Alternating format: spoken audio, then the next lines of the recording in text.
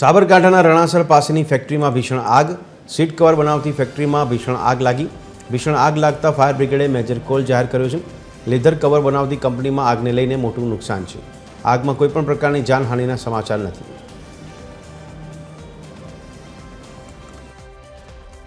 જાનહાનિનો હજી સુધી કોઈ અહેવાલ સામે આવ્યો નથી, પણ આજે બીએમડી જે ટેક્સટાઇલ કંપની કરીને છે એમાં અમને મેસેજ મળેલા કે એક ભયંકર આગ લાગેલી છે. તો પહેલી ટીમ અમે રવાના કરેલી.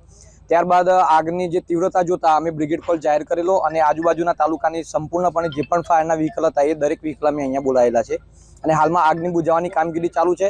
પ્લસ વોટર સપ્લાય અમારે કઈ જગ્યાએથી લેવો એ પણ અમે જોઈ રહ્યા છીએ અને વોટર સપ્લાય જેમ બને એમ ફાયર ફાઈટરને જેટલો વોટર સપ્લાય જરૂર હોય એટલો અમે સપ્લાય કરી રહ્યા છીએ. હિંમતનગર તાલુકાના હાથરોડ ગામની સીમમાં આવેલી બીએમડી કંપનીમાં ભીષણ આગ લાગી હતી. સાંજના 5 વાગ્યાના સુમારે આ કંપનીમાં ભીષણ આગ લાગતા ફાયર બ્રિગેડને જાણ કરવામાં આવી હતી ને ત્યારબાદ ફાયર બ્રિગેડની ટીમો ઘટના સ્થળે પહોંચી હતી. જોકે અહીંયા ઘટના સ્થળે પહોંચ્યા બાદ મેજર આગ લાગતા મેજર કોલ જાહેર કરવામાં આવ્યો હતો અને ત્યારબાદ સાબરકાંઠા ઉપરાંત મોડાસા બાયડથી ફાયર બ્રિગેડની ટીમો બોલાવવામાં આવી હતી. 15 જેટલા ફાયર ફાઈટર ઘટના સ્થળે છે અને આગ ઉપર કાબુ મેળવવાના પ્રયત્નો હાથ ધરવામાં આવી રહ્યા છે.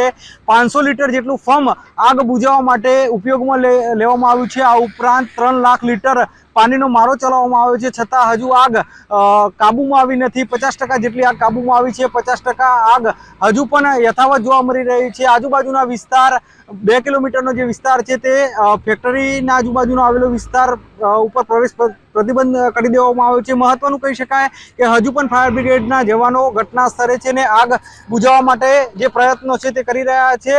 આગ લાગવાના કારણે ફેક્ટરીમાં રહેલો તમામ સામાન બળીને ખાખ થઈ ગયો છે. ફેક્ટરી માલિકને કરોડોનું નુકસાન પહોંચ્યું છે. બીજી તરફ ફાયર બ્રિગેડના જવાનો હજુ પણ આગને કાબૂમાં લેવા પ્રયાસો કરી રહ્યા છે. નીતિન પટેલ, TV13 ગુજરાતી, સાબરકાંઠા.